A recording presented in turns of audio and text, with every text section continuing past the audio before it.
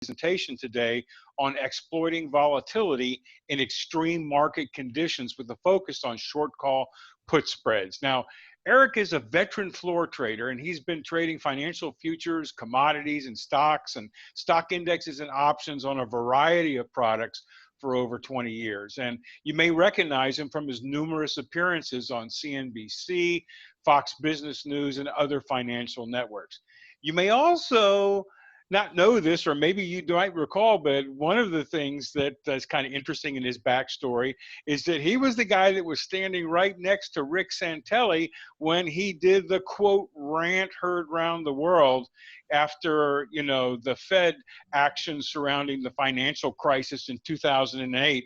And Eric is the guy that said, or coined the phrase that this is a moral hazard. So the two of those guys were together at that historic moment right there from the floor of the CME. Now, Eric is also an educator with Pro Trader Strategies, and he actively works with traders from all walks of life, whether they're beginners or seasoned traders, and he helps them to become more consistent and confident in their trading activity. So in today's presentation, he's going to talk about increasing your probability of odds of success by trading options, why trading the short call put spread is a great strategy to start with, and how setting up the short call put spread correctly can increase your return. So with that, please welcome Eric Wilkinson to the summit. Eric, hi, how you doing? I'm doing well. How are you doing? I'm doing terrific, buddy. Glad to have you here. All right. I can't start your video because the host has stopped it. All right. I guess I won't do video then, all right? No. We're going to go ahead and stop the sharing and give you that capability. I stopped the share on my side. You should be able to share on your side. Okay, good enough. Yeah, it's saying if you mouse down below where on the left side, it's just got a hash line through it, and I'm clicking on it, and it says you cannot start your video because the host has stopped it. Okay, now I can do it, I think. There we go. Oh, there we go. Yay! Right,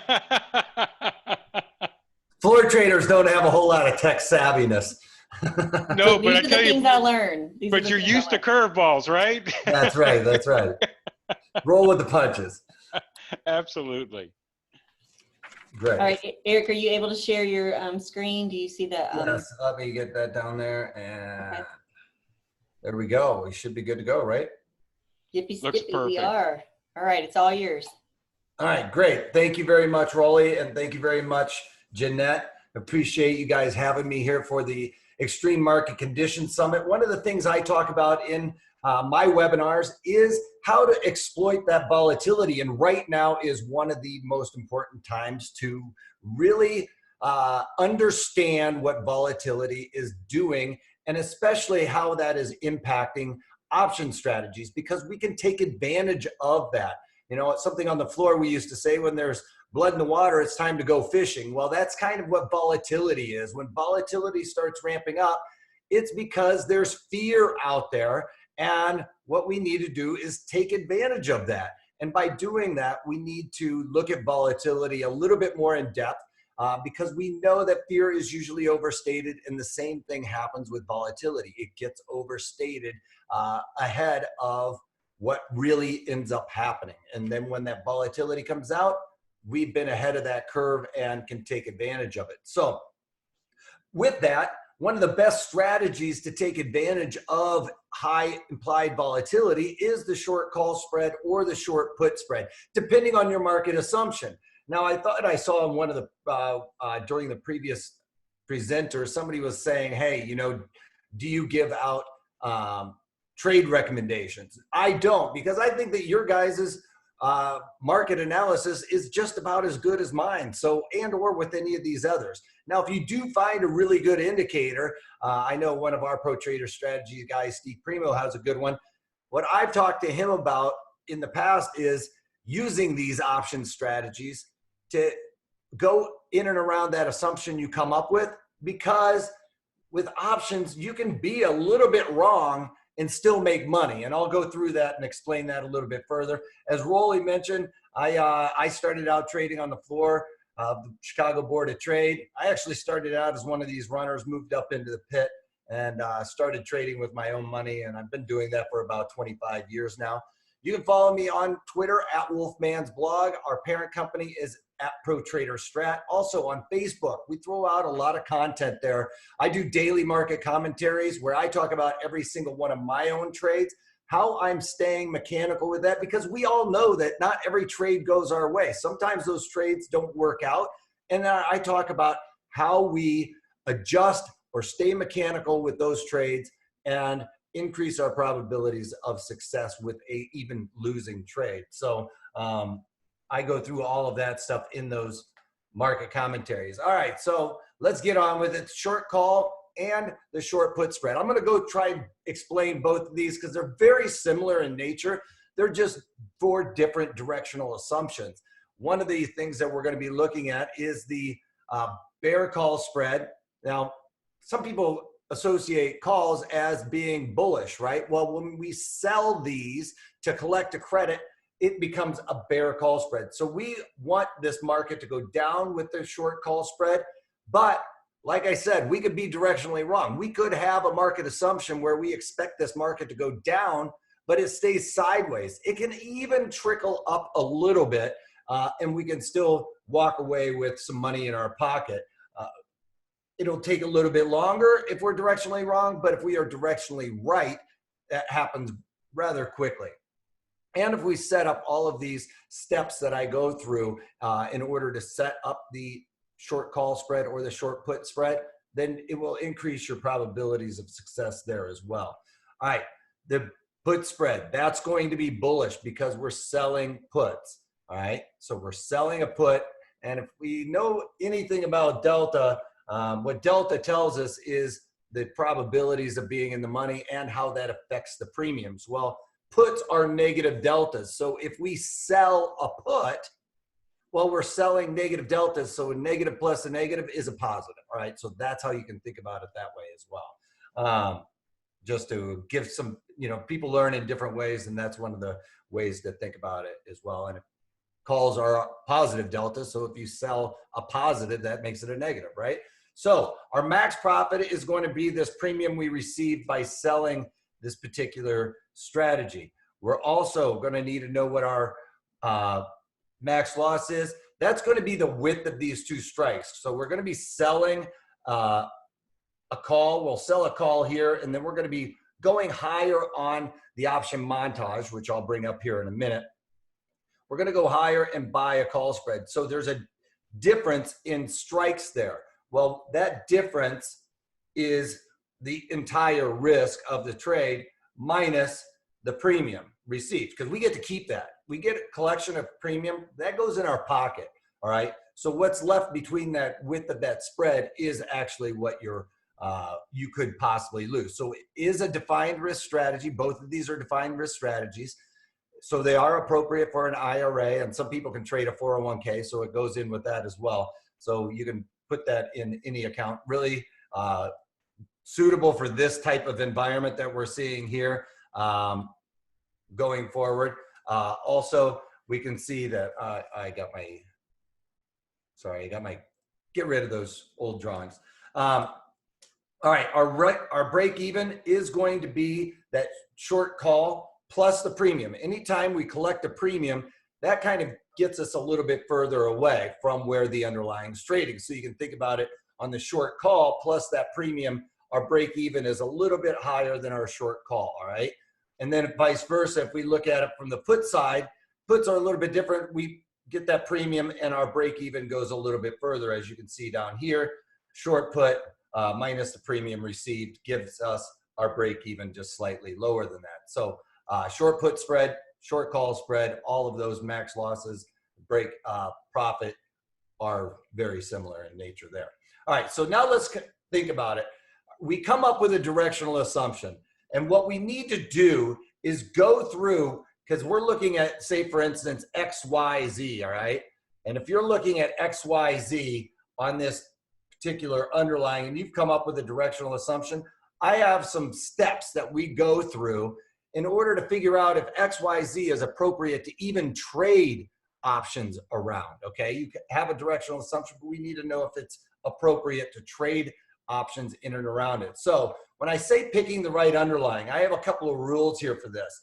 And one of them is that we are looking at stocks if XYZ, let's say, if XYZ is a stock that's trading less than $100, all right? So we've got a stock that's less than $100.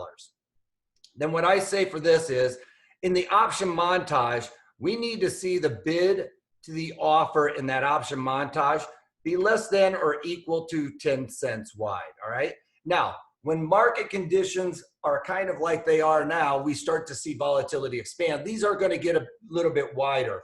So one of the things I say with this particular strategy is that when we're looking at it, we look at it kind of like a, let me do this. I'll go over here. We kind of look at it like it's a stoplight, all right? So when we're looking at it like it's a stoplight, that would make this a green light, all right? So if it fits that rule, it's a green light. If it's less than $100 stock and we see the market get a little bit wider, let's say it's somewhere between 10 cents and 15 cents wide from the bid to the offer, then that's a yellow light. Anything over that starts becoming a red light, because there's stocks out there. AutoZone, everybody's heard of AutoZone. We've seen Aon, all right? Aon, for some reason, people don't like to trade the options in around that. Otherwise, we got like Square, which is more of a recent IPO, if you will. That has really tight markets in the options. So that would be something that would work out. Now, if we are looking at it to be something that is going to be over $100, let's say we're looking at ABC. All right, if ABC is, say, a $200 stock, so anything that is greater than $100 stock, all right, we're going to look at this, and if ABC is a $200 stock, we're going to move the decimal place 3 ticks to the left. So my rule would be it needs to be equal to or less than 20 cents wide to that bid offer on the option montage. So if we go over and look at the option montage real quick, I'll pull up Square, for instance. So what we're talking about over here is it's under $100 stock, right? So then I would say it needs to be equal to or less than 10 cents wide in the option montage. We're looking at the spot month, all right? That's going to be the month that really is closest to 35 days to expiration. That seems to be the wheelhouse where the most participation is, where the most eyeballs are on, all right? So we've got people like really looking down at the markets, all right? So if we look down here in the calls and puts just outside of the money during open market operations, we can see that Square on some of these, you know, it fits that 10 cents there. It's a little bit wider there. So I would say that this is more of a yellow light kind of scenario. If we get too many yellow lights throughout these rules that I'm going to be talking about, then there's probably better opportunities for different strategies in something else, or we would not want to necessarily trade. If you get the red lights where it's, you know, for something that's a $60 stock and they're 25 cents wide, I probably wouldn't even trade options around it if you are a newer trader. Now, if you're used to trading that type of stock or that particular stock and you kind of got a pretty good idea as to where the right market is, then that would be okay. Okay, I'm not going to say don't necessarily trade it. You can create markets in that. Just don't go and hit the bid or lift the offer every single time. Start working it, because it doesn't cost you anything to enter an order and not get filled on it. Enter that order. By the time you go over cancel, replace, that should be enough time for all of the algos to figure out the spreads and lead you to the right pricing on that. All right. So I want to do one thing, because I noticed that I thought I saw some chats popping up. All right. Are you are drawing over your picture? Yes, I am. I think best just to review the penny increments list on toss. Yes, you could do that as well. But this is a pretty quick rule. You know, you don't have to. I try to streamline everybody's process. One of the things on the floor is we had floor trader hacks and a couple of other things to really streamline that process. And ultimately what I want you to do is be able to quickly look at this and see, all right, is this going to be something that works for a trade? You know, we can go to Tesla, and my rule for this is, right, we move it 3 ticks to the left, and we're looking at 77 cents to the bid offer on this. I come down here to the bid offer in the option montage. in that spot month. And you can see that even though it's a $700 stock, that's fitting that rule pretty well, right? So what we're going to be looking at is that option montage and see if it fits that rule, because now we know free market price discovery is in full swing in here, and that's going to allow us to know really where pricing is. A lot of stocks, you know, that could be $700. We could see these bid offers in here be about, you know, $3 or $4 wide, okay? And as volatility starts to incrementally go higher, especially in stocks over $100, you know, I talked about the red light, green light. So obviously, if it fits my rule on this type of trade here, that would be a green light, right? So we're looking at a green light right there. If it's 2 times that, so if we're looking at something that goes to be 2 times that 77 cents in this example, all right, that would be kind of getting a little bit wide. If it goes if it goes any further than that, you know, 2 times, up to 2 times that 77 cents is the yellow light. If it starts going above, you know, anywhere above that, then you're going to be looking at that red light, okay? So like I said, you get too many yellow lights, you're going to have to really proceed with caution, be diligent, free market price discovery going in there. Don't start out at necessarily even mid-market. Go a little bit wider than that, or we're selling a credit, so go a little bit higher, all right? And slowly, incrementally lower that credit that you're willing to receive to a point where it fits some of my other rules that we'll talk about on how much we need to collect as a credit in this strategy in order for us to be able to implement it going forward. So that's also another way to, you know, check off the list as we go along. Is this going to be appropriate for trading options and or this strategy? So picking the right strikes, we're getting there right now. What I look at here is, we talked about the width of the spreads. If we have, and this is, I'll just write it down, the width of the spreads, all right? It's the width of the spread. We want, we're gonna look at that, and we need to get a credit. We need our credit, sorry, I'm drawing too fast, a credit of 33% the width, all right? So if it's $1 wide, well, it's easy math. We need somewhere between, actually 25 cents is my rule, 25 cents to 33 cents on $1 wide. So 25% to 33%. So if we're looking at something that, you know, is like $5 wide, we need to collect somewhere at least around $1.40, all right, for it to kind of fit in that rule, all right? So you can do the math on it. It's pretty easy. As a matter of fact, if I can find my calculator, you know, I just threw out that number. What we would look at here is, I need to go back to the mouse so it doesn't just try and draw on that.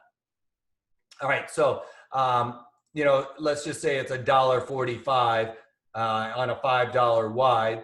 We can see that that's 29%. So that kind of lands right there in the middle. So that would be within the wheelhouse. So that's how you can easily figure out if it's fitting that rule on enough of a collection to make this worth our while. We don't want to take too little of a credit, because then our risk is much higher. One of the things is, you know, if your credit is really small, that means you've gotten further away from where the underlying's trading. So all things with options are, it's a balance of your risk versus your reward and your probabilities of success. Now, if my probabilities of success are really good, well, then I'm not going to get that much of a credit for it. So if you take a little bit more risk, lower those probabilities a little bit, you're going to get a little bit, you're going to get paid back for that. So we'll see that going forward. The width of the credit, what we're going to be doing here is, with those strikes, we're going to be looking at about a half a standard deviation away. So we're going to be looking right in here. And what standard deviation tells us is really delta, or delta also tells us the probabilities of this strike being 1 penny in the money at expiration. All right, so we're going to be looking at about the half standard deviation call, or if we're looking at a bullish trade, a half standard deviation put. All right, I see ya. I see you. Let's get on to a real trade. So starting to build this out, a couple of things we want to look at. We want our days to expiration, our duration to be,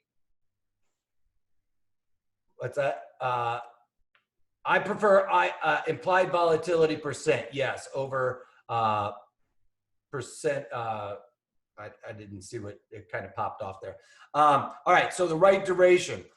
I mentioned this before. One of the things we want to look at is that 35 days to expiration, and that's especially for anytime you're collecting a credit. And the reason why is this is theta. We used to call theta the thief in the night that comes and steals your premium. It's one of those Greeks over there in the option montage, and that's how much your premium is going to decrease every single day. That thief comes and picks your pocket a little bit. Well, when you sell a credit for $1.50, you want him to take those pennies away, right? So we don't want to get out here where he's not very active. We want to get inside of here, inside of the 35 days to expiration.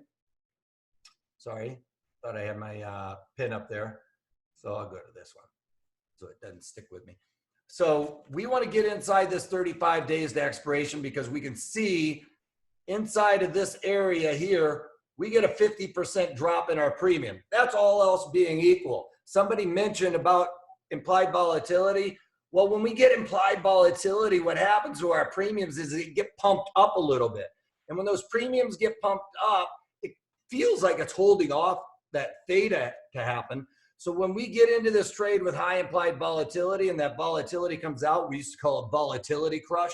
That's when that premium comes out like rain, like it's pouring rain. That all of a sudden theta and volatility come out of that premium, and we can get out of this trade rather quickly, which is what we want with options. We want to get in and out of this trade rather quickly. So we're going to try and pick the wheelhouse where theta is taking advantage of it the most. Now, some people will talk about using the weeklies, try and trade that inside of there. I don't like to be in this trade with like 10 days to go. The reason why, there's a lot of big money pushing that stock around to where they want it.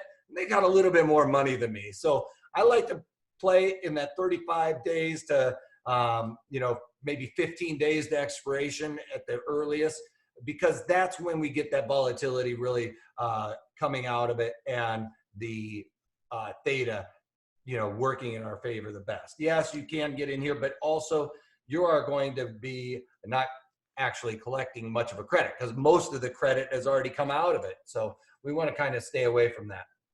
So somebody's mentioning implied volatility percent. That's picking the right environment. Yes, we want this implied volatility percent to be high, IV percent. Now, what is IV percent?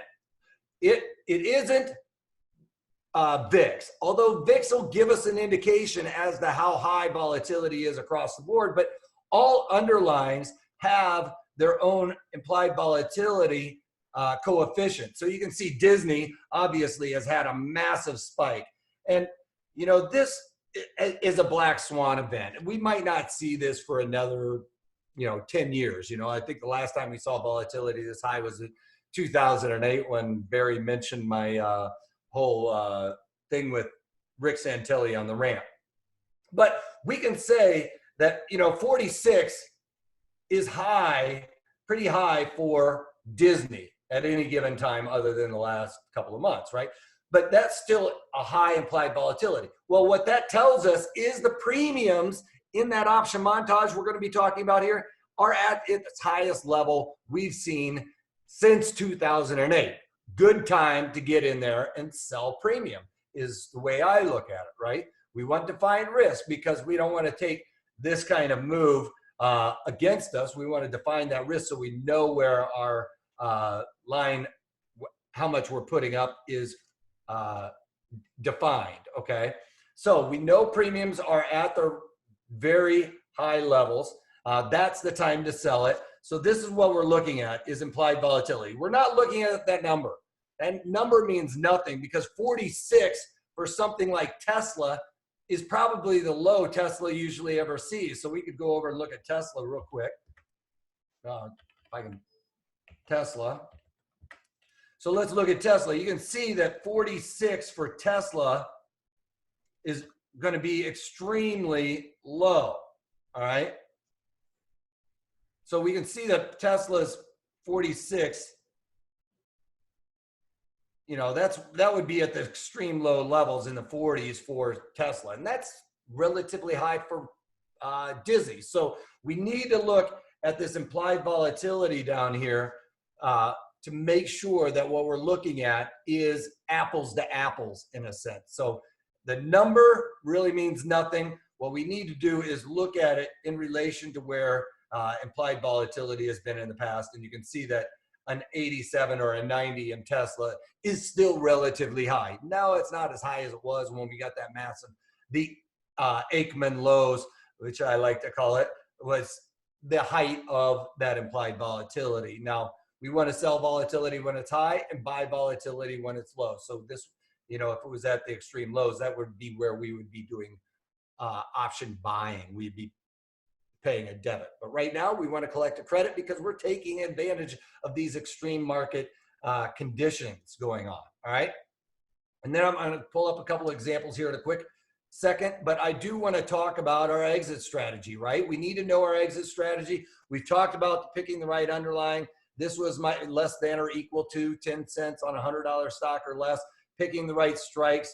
We want to collect, you know, 25 to 30% the width of the strikes, 33% the width, right? Just do a real quick review. We want to look at about 35 days to expiration. We want to get as close to that as we can. And we want IV percent to be really high, okay? We want that to be really high. Now our exit strategy. With this one, I'm looking at taking 50% to 70% of max profit, all right? This is a max profit. We talked about that a little bit. Collecting $1.40, or in that one example, $1.45. We're going to be looking at collecting somewhere around 72, when it's trading around 72 cents, take that trade off. Get out early and often, all right? We're looking to swing for singles, doubles, and triples. You start swinging for home runs, that's when you are going to strike out, all right?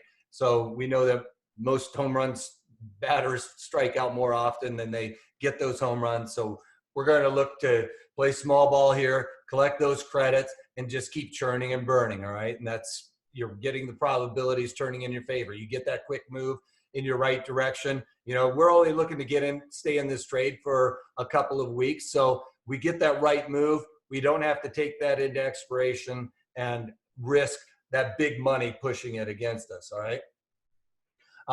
What was the standard deviation strategy mentioned earlier? Okay, so we'll take a look at this. What this tells us over here in the option montage is the delta tells us the probability of being in the money by 1 penny at expiration, all right? So when you're looking at that bell curve, right, and bell curves get skewed, the idea is right here is where you get into the trade. Well, there's a half standard deviation and a 1 standard deviation.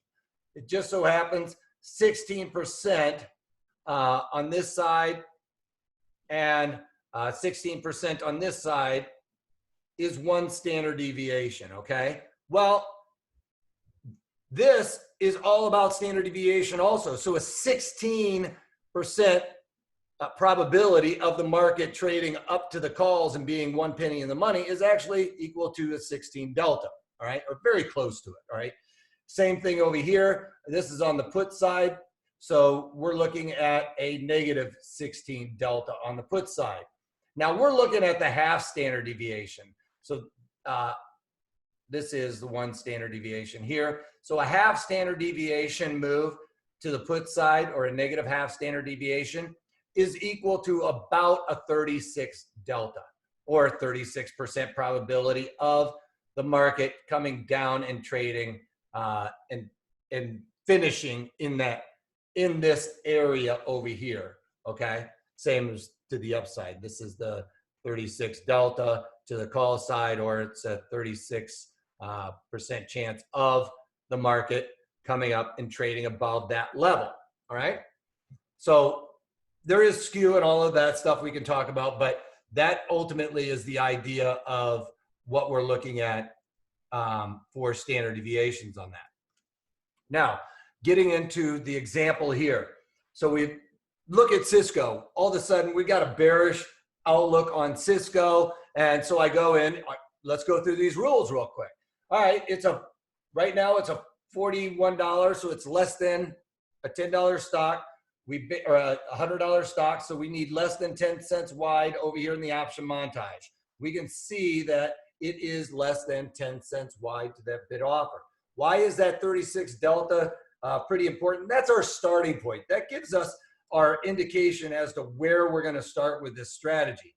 So I go and I look where they don't always have a 36 delta, right? So I'm going to go a little bit further away in this circumstance. You're going to have to play back and forth. Sometimes you're going to have to go to the 37 delta, but that gives us a starting point. I'm trying to streamline your process to get us there quickly. So on a bearish outlook, we'd go in here, we'd sell the 44 calls, buy the 45 calls. That's $1 wide, right? So we've got the strike location, started out with that delta. We've got it $1 wide here. Now, did we meet the rule? Well, it's right inside that 25 to 33% width of the strike.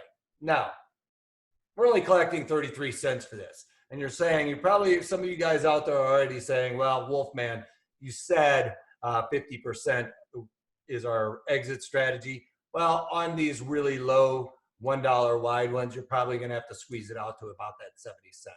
You know, generally, I would say that that's a higher risk tolerance person, but on these really low ones, you know, you're only risking 70 cents. You need to kind of squeeze that out for a little bit more after the commissions and all that. So in this example, I'd probably look to have my exit strategy around 70% the width of, or 70% the credit received. Now, one thing I also talk about, you guys, is write these things down. I think the previous guy was talking about psychology. One thing I mentioned, I went to college for psychology. And I ended up getting a minor for that. And I say that psychology is one of the things that's helped me with trading since I started, probably more than my finance degree that I got. Anyway, the psychology of this is write it down, because I've seen on the floor so many traders say, I'm getting out at this level, even on a technical trade.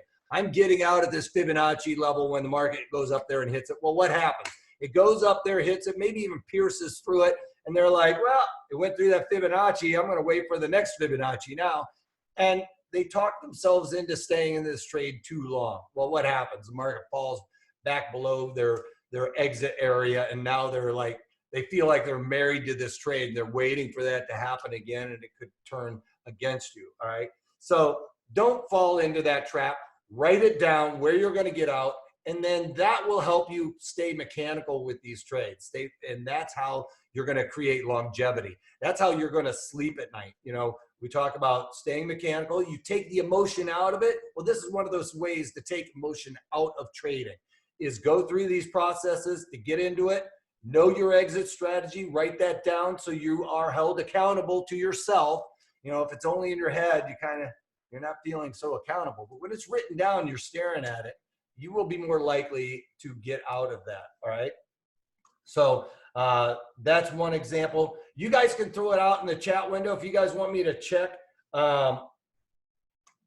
on a couple of trades we can look at to see if it fits these rules. Then we can do that as well. How will I be able to see this recording? They'll be sending it out. Yes, that's something also I say is, you guys, watch these videos again, because first time through, some of the nuances, especially if this is newer to you guys, this also goes back to psychology, is if you watch it again relatively soon afterwards, review some of your notes, it's going to stick into your long-term memory longer, and you will be able to remember and be more confident with that trade as well. I see a lot of questions popping up. Let me try to get to a bullish one. Do you adjust this trade if it is going against you? Alan, no, I don't, because it's defined risk. I know the probabilities.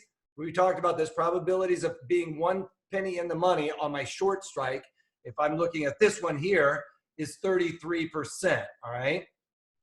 Another floor trader hack is delta tells you the probability of, like we talked about with it, that move on the standard deviation. So Delta tells us there is a 33% chance that Cisco will finish at $44.01 in the at the close in 45 days. All right, that's at expiration. Now, during the life, in the next 45 days, we know the markets go up and down, right? Well, a floor trader hack is 2 times, if you go 2 times the delta, that's the probability of getting kissed, all right? This is what we would say on the floor. Your probability of marrying that girl is a lot less. And but the probability of getting kissed on my 44 strike is 2 times that delta. So there is a 66% chance of the market coming up in the next 45 days and trading 44, okay?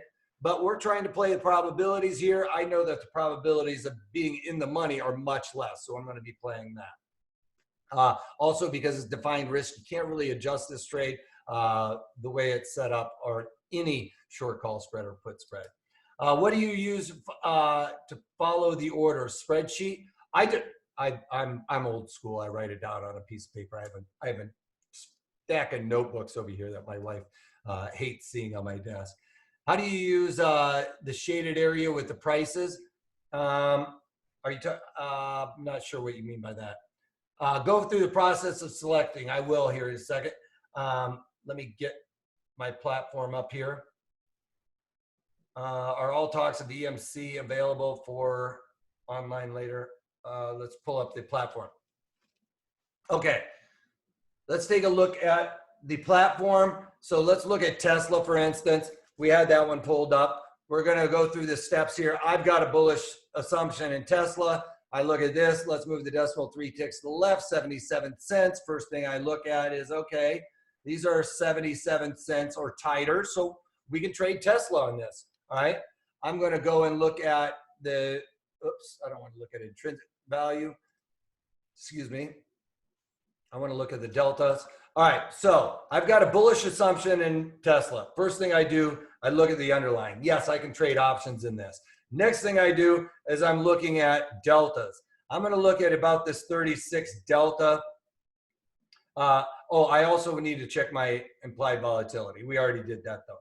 So we see that volatility right now in these extreme market conditions is still pretty high. It's above where it normally was. I could probably go to a 5-year chart and it's still well above that as well. So we know we have high volatility. We can do this strategy because we're also seeing volatility come out. We're expecting volatility to continue to come out, right? That's another thing we want in this strategy is the expectations of volatility coming out. So we just so happen to be able to get the 36 delta. I don't know why. Oh, I was going to cover some of my calls in Disney, my covered calls. All right, so 36 delta in here.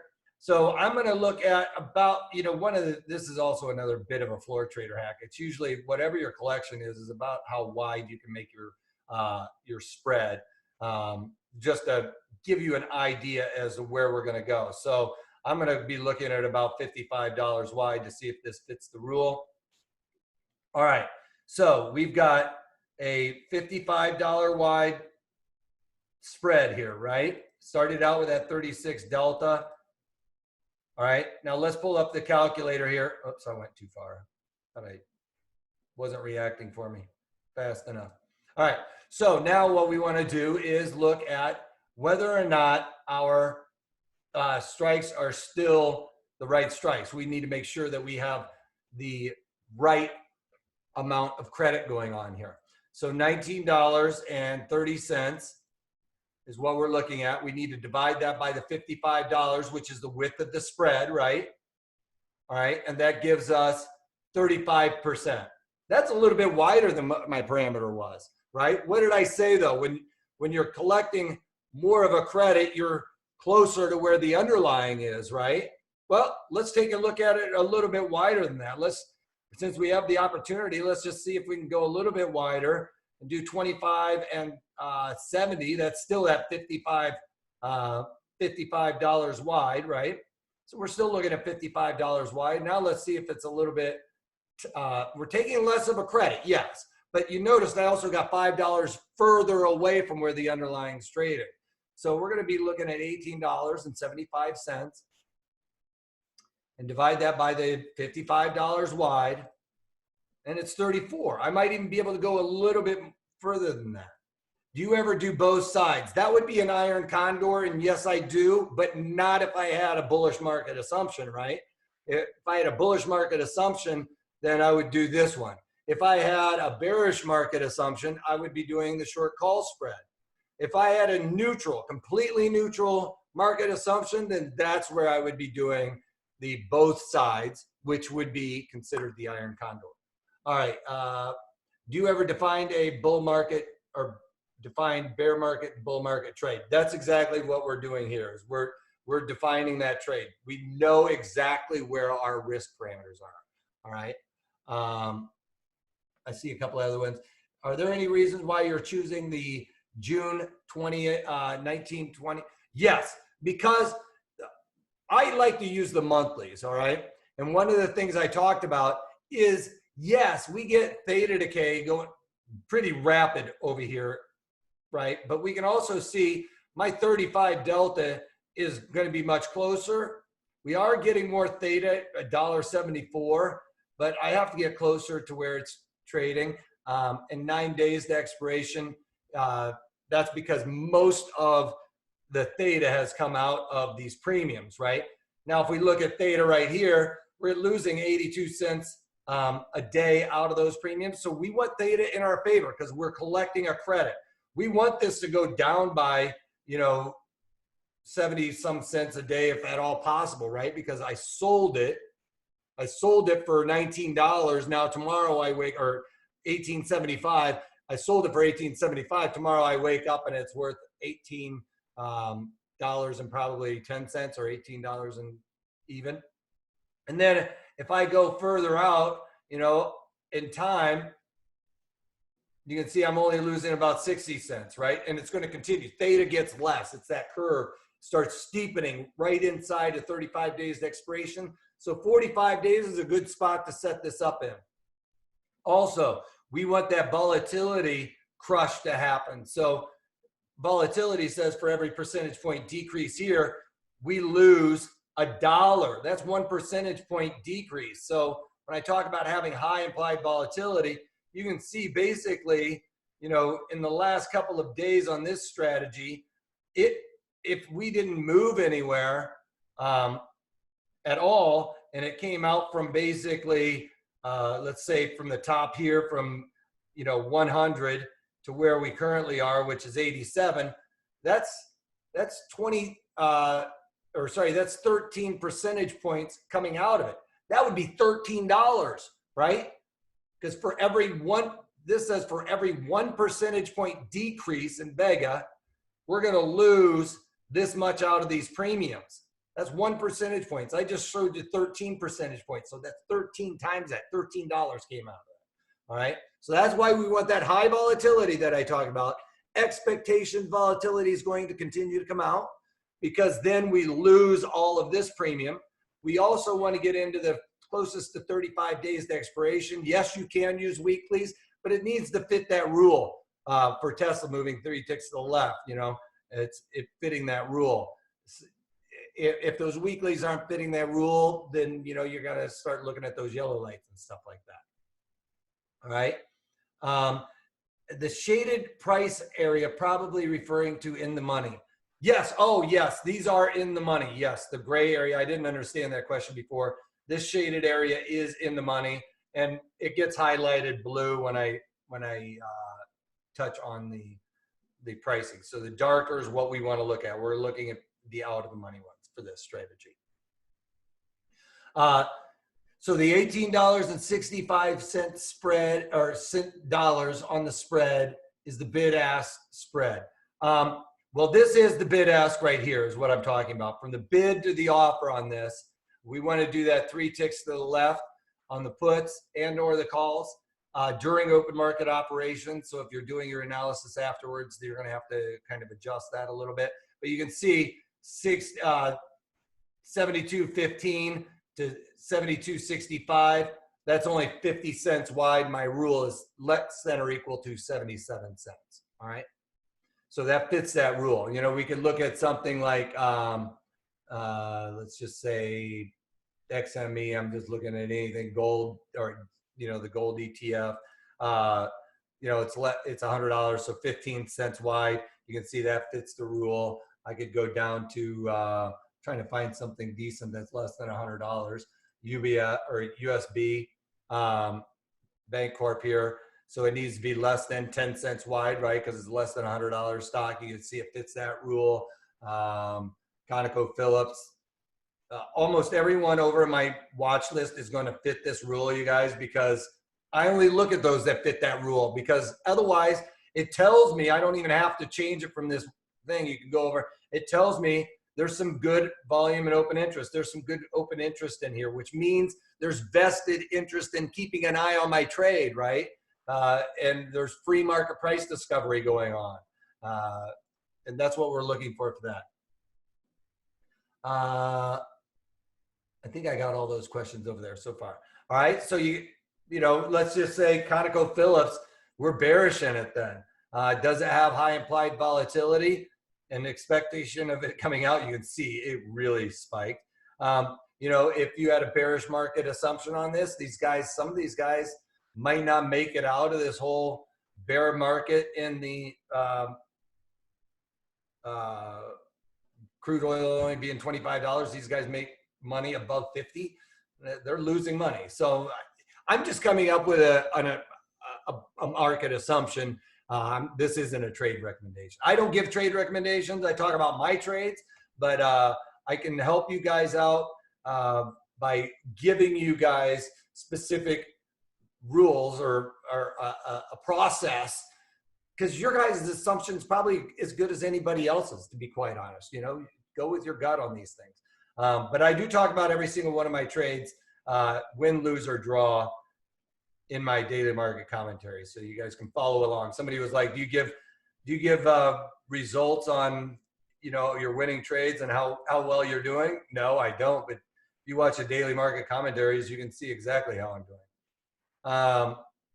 All right, so 31 cents, that would fit this rule for that particular strategy, right? We can do the math pretty easy on our dollar wide. It needs to be about 32, 33 cents. So if we had a bear market assumption on this, then that would be a good strategy that would fit that assumption according to all those parameters that we kind of set up there. All right, does that make sense there? I think I'm running pretty close to the end here.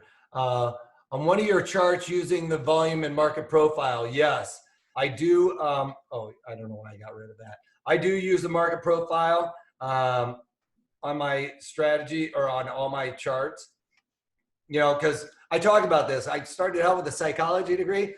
I think that the market profile or the volume profile, whatever you want to call it, we used to call it the Stoudemire. He's the guy that invented it, just so you guys know. And the reason why it's called volume profile here is because they don't want to pay Stoudemire. But yes, the volume profile, market profile, monkey bars has a lot of different names. I use the monkey bars in there. That's what these little dots are in there. And the volume. So the dots are how long it's traded at that time. It's kind of where it talks about where complacency is. It's where the most transaction has happened. And that is where the market finds value. So you can figure out where it gets overextended and stuff like that. I talk about that more in my daily market commentaries and stuff like that. But and that's where I come up with some of my directionality and things of that nature. All right. But yes, that's how we build out that strategy. Go through those steps. Is it the right underlying? Do we have the right strikes? We want to pick the right duration. Actually, I probably should say the duration first, right? So we pick the right duration, closest to 35 days to expiration. We have high implied volatility. All of those things, check off the boxes. Fit this, write this down. All right, I'm getting out of this trade when it's trading less than 10 cents, all right? Or if I was collecting, that Tesla example, $18, I'm getting out when it's only trading at $9. I got out for 50% of my max profit. So yes, the TPO or the volume profile, absolutely. Yes, love that stuff. If one leg out of the money, can I close at the exercise and exercise the other? Yes, if what he's saying is, what happens if that short strike goes into the money, I believe, and somebody tries to assign you? Well, yes, that's the beauty in having that long. When you're short an option, you have the obligation to fulfill the contract, which means if you are short the puts, you get put that stock, right? Somebody gives their stock to you at that price. Well, you can offset it. You can make somebody else take the stock from you. In the short calls, somebody calls them away from you is a way to think about it.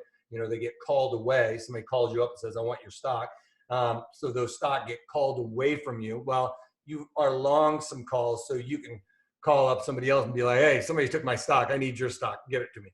So that's one way to think about that as well. That's why the beauty in it being offset. You can offset that risk there. All right.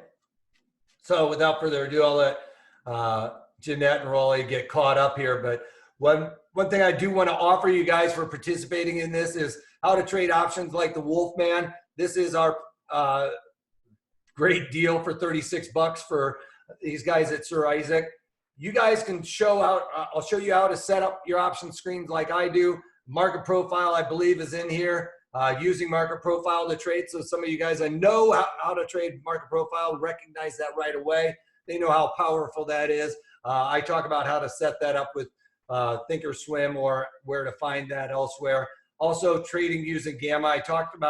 I like to stay away from that 7 days in. Well, that's because I set up specific trades for that and have different rules for those types of trades as well. So all of that stuff we can do with setting all of this up, trading options like the Wolfman. Right there is the link. They just popped it onto the screen there. I have it. I thought that was our link up there, but their link is probably better. It's probably over there in the chat window as well. So those are hot links. You guys can take advantage of it. And, it is, Eric. I made you a short link just so they could write it down and make sure they had it. So I just popped that in there real quick to help you out. Awesome. Jeanette said she's got her short link in there, so you don't have to type all that in here. It's a lot easier for sure. I put it on the screen. It's TradeThirsty.com/Wolfman. Yes, TradeThirsty.com/Wolfman will get you to that. You know, one thing I talk about, you want to take the emotion out of it. That's what I try to teach you guys to do.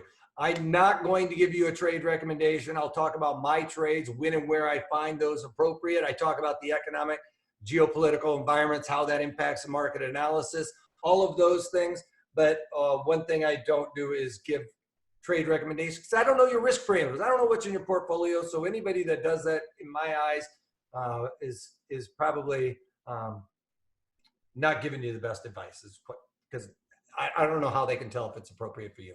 You guys have great market assumptions, and that's what I would go with. All right. And with this one, you can be a little bit wrong with it. So if you do like some of those technical indicators and stuff like that, which I don't disagree with at all, I like technical indicators, use options against it because you'll see a lot of these guys going, this one didn't work out that time. Well, if you use options, you increase your probability of success. With the directional move, you don't have to necessarily nail that number right. So please take advantage of this. You guys will learn a lot from it. And for 36 bucks, you know, that's one losing trade or setting up a short call spread or a short put spread will cost you more than that. So take advantage of that. You based in LA area now? I see a 31 area code. No, I am. That is where our parent company is located. I am in Arizona though. I did move out of Chicago. I am on West Coast time. Just one winter too many, huh? Yes, it was one winter too many. Once the floor started closing down, it was like, sure. Why are we in Chicago anymore when we could be anywhere? I did actually want to move to the mountains, Colorado, but the wife came here for a vacation. She was like, you know what? You get the mountains, we get the sun. Let's settle here. So that's great. Eric, thank you so much for your time today. That was a fantastic presentation. And thank you very much. I think everybody can appreciate how cool is it to really hear and listen to somebody who's been there and done that and has just such a great familiar way of just sharing information that on one hand can be complex, but is really, really very straightforward. So that's one of the benefits that we were hoping to provide to everybody here is this opportunity really to get to know these experts and how they do things. And Eric, once again, thank you so much for your presentation and the time that you spent with us today.